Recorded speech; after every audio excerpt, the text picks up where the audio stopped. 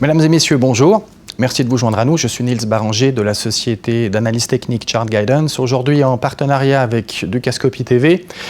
Ceci va être un moment d'analyse technique pure.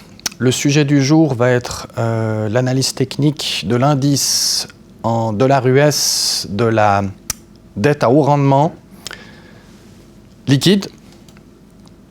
Sur le premier graphique en barre hebdomadaire, nous avons l'indicateur MACD Forêt qui donne un premier signal d'alerte puisque la MACD Forêt est entrée en territoire négatif, réaccélère à la baisse. La dernière fois qu'elle a donné un tel signal, donc c'était en prévision comme indicateur avancé de la crise. Donc ceci est en observation proche.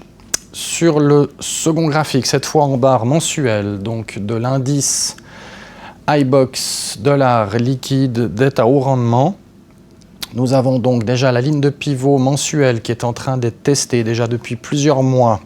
Nous avons les indicateurs donc de momentum de surface qui s'approchent de la ligne 0, proche d'entrée en territoire négatif. Nous avons les indicateurs momentum de fond qui ont beaucoup perdu, qui sont en chute et en observation.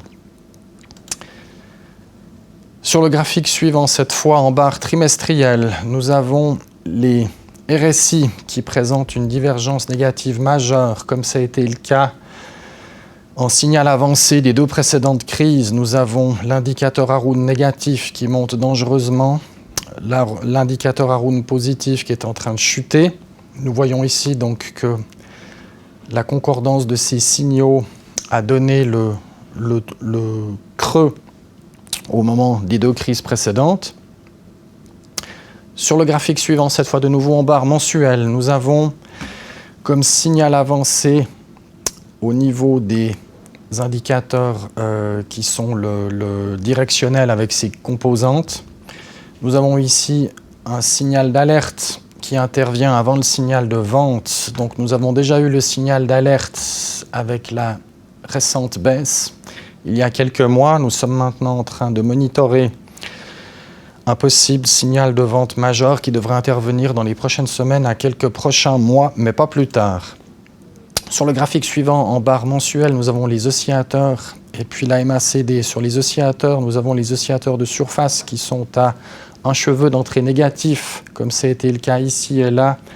En signal avancé de la crise, nous avons ensuite la MACD qui est orientée à la baisse et qui confirmera le signal d'ici quelques semaines minimum, mais certainement quelques mois.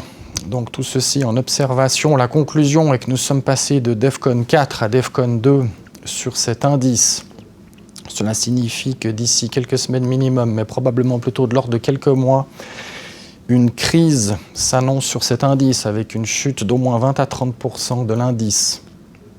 Voilà pour la conclusion.